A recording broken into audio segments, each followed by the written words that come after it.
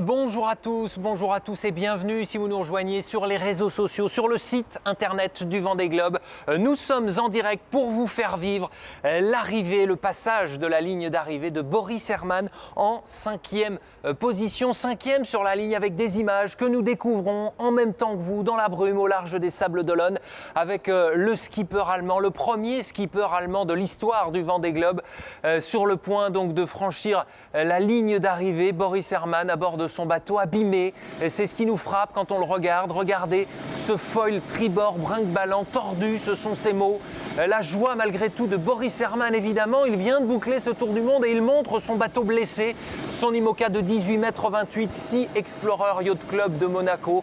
L'outrigger également, la partie du gréement qui tient le mât est abîmée. Boris Herrmann qui nous salue, le skipper allemand de 39 ans sur ces images en direct de Christophe Castagne avec l'hélicoptère du Vendée Globe et de la production télé. Regardez cette image que l'on savoure en même temps que vous. Boris Herrmann, 5e sur la ligne, lui qui bénéficiera de 6 heures de bonification dans la nuit, car ce sont les premières images de jour. Vous avez suivi en direct avec nous l'arrivée de Charlie Dalin, Yannick Bestaven, Louis Burton, Thomas Ruyant. Yannick Bestaven, vainqueur final de ce Vendée Globe. Et donc, Boris Herrmann, quelle désillusion si l'on peut dire, parce que ce qui s'est passé, pourquoi son bateau est abîmé, c'est parce qu'hier soir, à 90 000 de l'arrivée, 166 km de l'arrivée, alors qu'il était en lice pour le podium, Boris Herrmann, il a heurté un chalutier, collision avec un chalutier.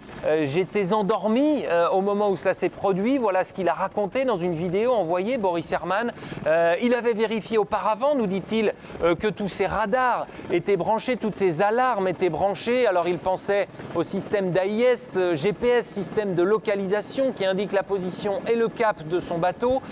Il parlait également du système Oscar, capable de détecter les ovnis ou en tout cas les objets qui sont devant son étrave, mais malgré tout donc collision alors qu'il était en train de dormir avec un chalutier qui, dit-il, peut-être n'avait pas lui branché son AIS. Voilà l'une des hypothèses pour lesquelles ce système, ces alarmes ne se sont pas déclenchées. Voilà pourquoi ce bateau, donc cette image saisissante, cette image de jour de l'arrivée de Boris Herrmann avec un foil abîmé, un outrigger, une partie du gréement abîmée, et puis ce balcon, ces rayures également sur la partie de l'IMOCA. Et regardez, savourons ensemble cette joie de Boris Herrmann qui franchit donc la ligne, qui vient de franchir la ligne en 80 jours et bientôt 21 heures. Boris Herrmann, premier skipper allemand de l'histoire, a bouclé la boucle, l'Everest des mers, ce Vendée Globe. Vous nous suivez sur les réseaux sociaux depuis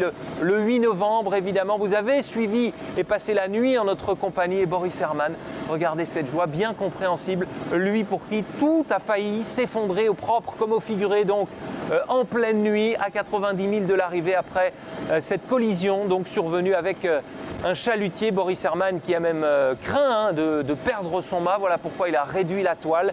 Sa vitesse était de 7 nœuds contre les 20 nœuds d'hier soir. Vous voyez la différence et vous voyez pourquoi il arrive maintenant plutôt qu'hier soir. Pas de podium, donc c'est une certitude pour Boris Herrmann qui franchit la ligne d'arrivée donc en 5e position. 6 heures de bonification pour voir s'il va au final, au classement final, figurer en 4e place. En tout cas, Boris Herrmann, nous vous l'avons fait vivre ce franchissement de ligne, cette arrivée, avant de vous faire vivre également en direct un petit peu plus tard l'arrivée du concurrent suivant, des concurrents suivants, parce qu'il y a match entre Damien Seguin. Je peux vous dire qu'il y a de l'effervescence ici. Si je regarde du côté du ponton, et vous entendrez peut-être quelques cris avec des supporters de Damien Seguin, groupe Apicil, le prochain sur la ligne donc, mais pour l'heure avec Giancarlo Pedoté, il y a match, mais pour l'heure on savoure donc ces images,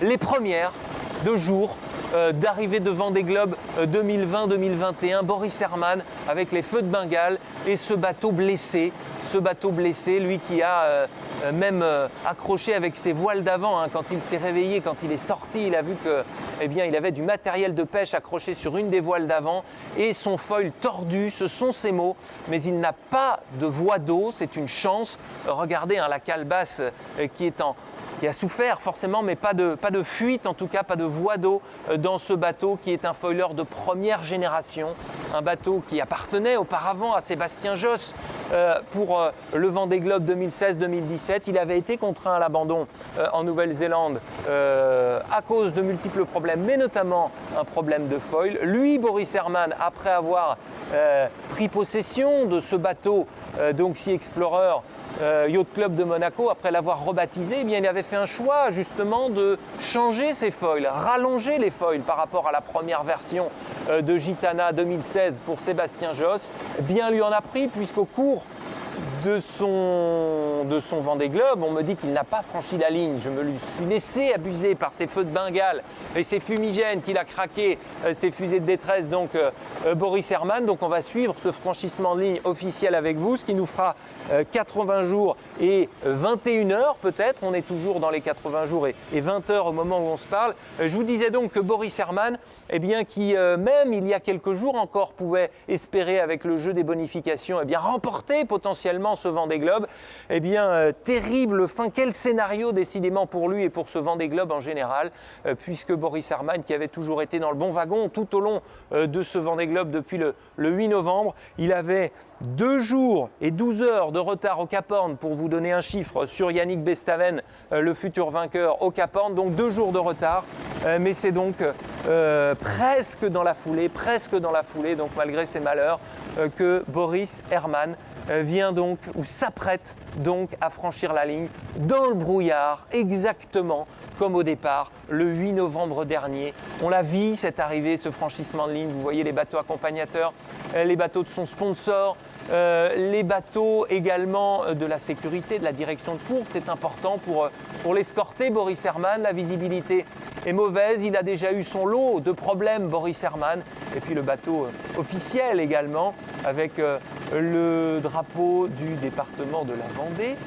Sur ses vedettes à côté, on sait que le prince Albert de Monaco est présent également en Vendée pour l'arrivée de Boris Herrmann, 39 ans, qui porte les couleurs sur son bateau du Yacht Club de Monaco, ce bateau qui s'appelait auparavant Malaysia avant d'être rebaptisé Sea Explorer, engagé pour la planète également et la préservation des océans. Boris Herrmann, c'est à bord de ce bateau d'ailleurs que Greta Thunberg avait traversé l'Atlantique pour aller faire son discours aux États-Unis à l'ONU. Boris Herrmann donc qui 5e, 4e, on saura ça d'ici quelques minutes, son classement final. En tout cas, ce qui compte, c'est cette image que l'on vient d'apercevoir et sa joie, ce sourire, craquer les fumigènes, des images dont on ne se lasse pas, qu'on avait vues tout au long de la nuit, mais cette fois 2 jours, malgré le brouillard, avec les images de Christophe Castagne, qui essuie son objectif, qui s'est donné toute la nuit, comme toutes les équipes de la production vidéo, pour vous offrir des images malgré des conditions difficiles, donc plus de 2,50 m de creux, selon l'arrivée de certains. Donc pour ce Vendée Globe, on vous rappelle le classement final. C'est Yannick Bestaven qui remporte ce Vendée Globe 2020-2021, de 9e Vendée Globe de l'histoire, suivi par Charlie Dalin, également le skipper d'Apivia, puis Louis Burton, skipper de Bureau-Vallée. Ensuite, Thomas Ruyant, qui était il y a quelques minutes à l'endroit où je me trouve, en larmes, satisfait, plus que satisfait, au bout du bout, ému de parler de son projet Linked Out.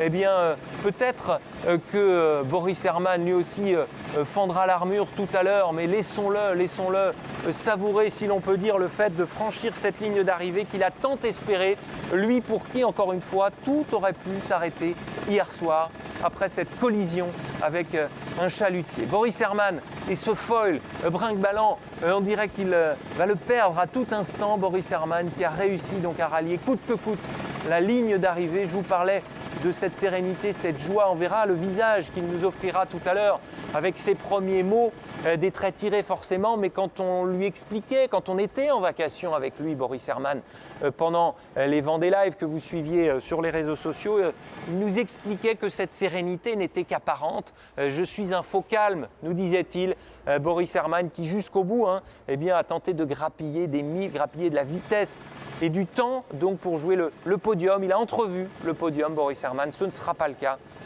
Malgré ces problèmes, je regarde ces images, donc en même temps que vous, Boris Herrmann, attendu sur la ligne d'ici quelques instants, toujours pas de temps officiel, on est en direct, je regarde les différentes notifications qui pourraient apparaître. Pas de franchissement de ligne pour Boris Herrmann, il est sur le point de le faire, le skipper allemand, qui va devoir attendre un petit peu pour embouquer le chenal des Sables d'Olonne.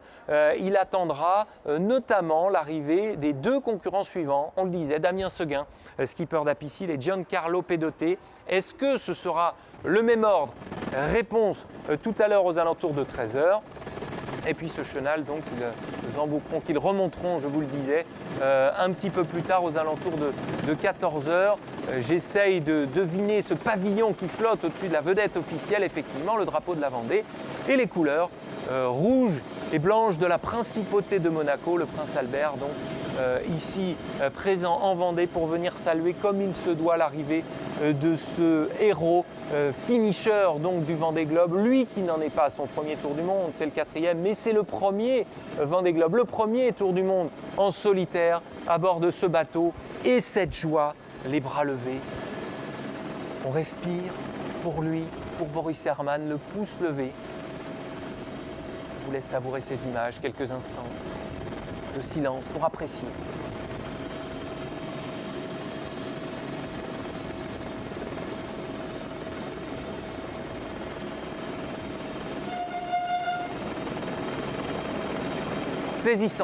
Saisissante cette image de Boris Herrmann qui surgit de la brume, le poing levé. Oui, monsieur Boris Herrmann, oui, vous êtes le premier Allemand de l'histoire à finir ce Vendée Globe. Bravo pour votre parcours. Lui qui a entrevu la victoire, lui qui avait été dérouté donc pour secourir Kevin Escoffier, lui aussi avait bénéficié de bonification, 6 heures de bonification que l'on enlèvera à son temps de passage sur la ligne d'ici quelques secondes. Et puis surtout, vous le voyez, son balcon avant arraché, plus de bout dehors qui sert à tenir, à accrocher des voiles d'avant. Vous le voyez arraché dans le choc avec ce chalutier dans la nuit noire à 166 km des Sables d'Olonne.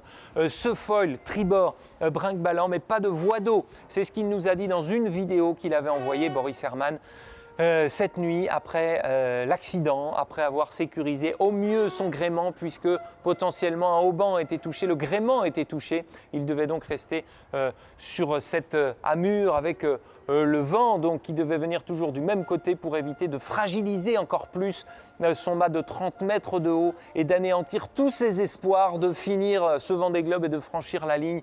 Jamais dans l'histoire, un marin n'aura abandonné aussi près du but. Il est 11h23. Sachez qu'on me donne l'information dans l'oreillette. À 11h19 et 45 secondes, Boris Herrmann a franchi la ligne. Ça y est, on peut le dire donc, Boris Herrmann a fini ce Vendée Globe. On a fini avec cette épreuve au cours de laquelle il a toujours figuré dans le beau wagon, jamais en tête, mais toujours dans le groupe de tête, Boris Herrmann, qui file doucement, mais sûrement, désormais, vers l'entrée du chenal des Sables d'Olonne. Ce sera un petit peu plus tard, question de marée également pour Boris Herrmann. Bravo, monsieur Boris Herrmann, lui le polyglotte français, anglais, il maîtrise toutes les langues aussi bien que sa langue natale, l'allemand. Lui, le navigateur de Hambourg, qu'on aura plaisir à retrouver, évidemment, d'ici quelques instants. Et officiellement, puisque ça y est, selon les calculs qui ont été effectués en tenant compte de ces 6 heures de bonification, il est 4e, officiellement 4e de ce Vendée Globe, Boris Herrmann, devant Thomas Ruyant qui lui avait franchi la ligne alors qu'il faisait encore nuit. Mais ce jeu, donc des bonifications, vous l'avez compris, vous avez suivi les malheurs de Kevin Escoffier et son sauvetage héroïque auquel avait donc participé Boris Herrmann, Yannick Bestaven et puis Jean Le Cam qui arrivera lui dans la soirée. On aura l'occasion d'y revenir. Savourons déjà donc ces images encore et savourons pour Boris Herrmann eh bien, cette fin de Vendée Globe en 4e position, classement final pour l'Allemand. Les prochains sur la ligne, Damien Seguin, mais également Giancarlo Pedoté aux alentours de 13h. Vous vivrez ça en direct, évidemment, avec nous. Ce sera juste après le Vendée Live, à 12h30, avec eh bien, deux des hommes de la nuit, le vainqueur final et le premier sur la ligne, Charlie Dalin, Yannick Bestaven, qui seront les invités d'Edwige Richard dans le Vendée Live. Merci beaucoup et à tout à l'heure.